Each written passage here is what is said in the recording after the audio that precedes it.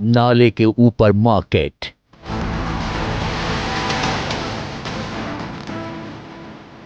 इसी नाले के ठीक ऊपर यहाँ पर जो है वो दुकानें बनाई गई हैं। ये किस तरीके से ये लाइन से पूरी आपको जो दुकान है वो यहाँ पर दिखाई देंगी। ट्रेन के ऊपर अतिक्रमण। ये राउज आईएएस कोचिंग के का जो रैंप है, उसी रैंप के ऊपर यहाँ पर देखिए नाले के चारों ओर किस तरीके से अतिक्रमण कर रखा है राउज आईएएस कोचिंग ने। और इसी नाली में अब ये बरसात का जो पानी है वो यहाँ पर जा रहा है। और एमसीडी की लापरवाही। बरसात से पहले गाद वगैरह की सफाई हुई थी यहाँ से? हाँ हुई थी। गाद वगैरह निकाली? हाँ पहले निकाली थी सफाई। निकाली अभी 6 महीने पहले। ये ओल्ड राजेंद्र नगर की ग्राउंड रियलिटी है, जहां मौजूद राउ आईएएस कोचिंग की बेसमेंट में 27 जुलाई को पानी भरने से 3 छात्रों की मौत हो गई। इंसाफ के लिए छात्र धरना दे रहे हैं, कोर्ट में सुनवाई हो रही है और अब हादसे के बाद एमसीडी के कर्मचारी मौके पर भी नजर आ रहे हैं। लेकिन हादसा क्या हुआ, जिम्मेदारी किसकी थी?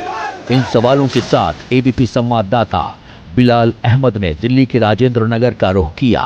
जो तस्वीर सामने आई वो हैरान करने वाली थी।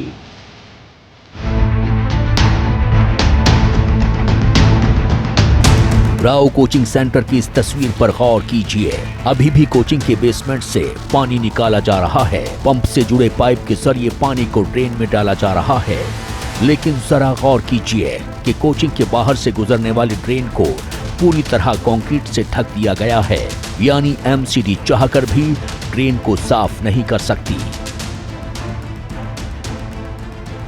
देखिए यहाँ पर कि ये राउज आईएएस कोचिंग के का जो रैंप है, जो कि उन्होंने सड़क के ऊपर बना रखा था, उसी रैंप के ऊपर यहाँ पर देखिए नाले के चारों ओर किस तरीके से अतिक्रमण कर रखा है राउज आईएएस कोचिंग ने।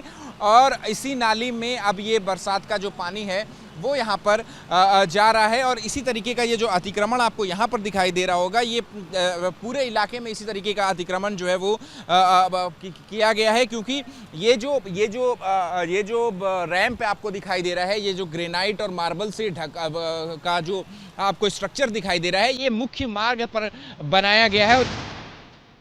कोचिंग के बेसमेंट में पानी घुसने के पीछे यही एक वजह नहीं है।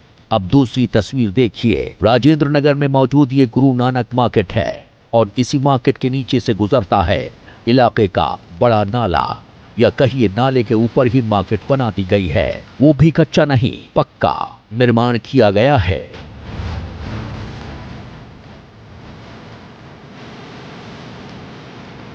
ये किस तरीके का नाला है, ये पूरा चौड़ा, इतना चौड़ा जो है वो नाला आपको तकरीबन 10 मीटर का नाला दिखाई दे रहा है। और इसी नाले के ठीक ऊपर यहाँ पर जो है वो दुकानें बनाई गई हैं। ये किस तरीके से ये लाइन से पूरी आपको जो दुकान है वो यहाँ पर दिखाई देंगी। और ये पूरी जो दुकान है, इन दुकानों के नीचे से जो नाला है वो बह रहा है। तो आप सोच सकते हैं कि किस स्तर का अतिक्रमण जो है वो राजेंद्र नगर इलाके और उसके आसपास के इलाकों में जो है वो हो रखा है। कि जो बरसात का पानी है, जो पानी के निकास का जो सबसे मुख्य मार्ग है, जो बड़ा नाला है यहाँ पर, इस नाले के ठीक ऊपर पूरी की पूरी मार्केट जो है वो बसा दी गई है। लाइन से आपको यहाँ पर ये जो गुरु नानक मार्केट है वो आपको बसती हुई दिखाई दे रही होगी। स्थानीय लोगों का कहना है कि नाले के ऊपर पिछले 50 साल से मार्केट मौजूद है और इतने सालों में कभी भी मार्केट को हटाने या फिर नाले को साफ करने की कोशिश नहीं हुई।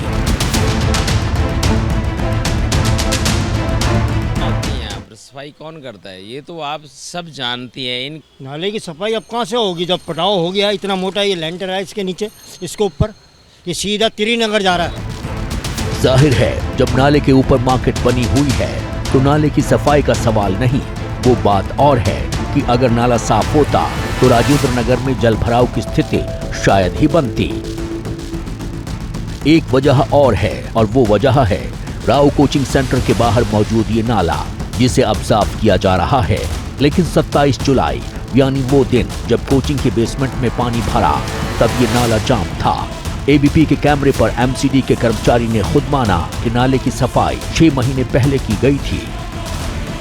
ये है वो राजेंद्र नगर का नाला और ये राउ आईएएस कोचिंग से मात्र 20 मीटर की दूरी पर ये स्थित नाला है। और ये नाला जो है वो पूरी तरीके से चोक था और जिसके बाद जो है वो अब एमसीडी के जो कर्मचारी हैं उन्होंने इस नाले की सफाई की है। और इस नाले के चारों ओर देखिए किस तरीके से यहाँ पर जो दिल्ली पुलिस की बैरिकेडिंग है वो कर रखी है। और एमसीडी के कर्मचारी जो है वो हमारे साथ हैं। सतपाल जी, ये नाला जो है ये कितना फुट गहरा कितना फुट चौड़ा है? 20 फुट गहरा है, 10 फुट चौड़ा है। 20 फुट गहरा और 10 फुट चौड़ा। यही वो नाला था जो कि जाम हो गया था? हाँ, यही जाम। बरसात से पहले गाद वगैरह की सफाई हुई थी यहाँ से? हाँ, हुई थी। गाद वगैरह निकाली? हाँ, पहले निकाली थी सफाई। निकाली अभी 6 महीने पहले। यानी नाले पर मार्केट, ट्रेन पर अतिक्रमण, कोचिंग के बाहर गुजरने वाले नाले का जाम होना, ये वो तमाम कारण थे जिसके चलते 27 जुलाई को राजेंद्र नगर में जल भराव की स्थिति बनी। एबीपी की पड़ताल में ये भी सामने आया है कि राव कोचिंग सेंटर का प्लिंथ लेवल आसपास की बिल्डिंग की तुलना में काफी नीचा है, जिसका ध्यान नहीं दिया गया। एक सवाल ये भी है कि जब 26 जून को ही कोचिंग की बेसमेंट में लाइब्रेरी की शिकायत प्रशासन को दी गई थी, यहाँ तक कि 2 रिमाइंडर भी दिए गए, फिर भी कार्रवाई क्यों नहीं की गई? फिलहाल इस मामले में पहले ही कोर्ट सीबीआई जांच के निर्देश दे चुकी है।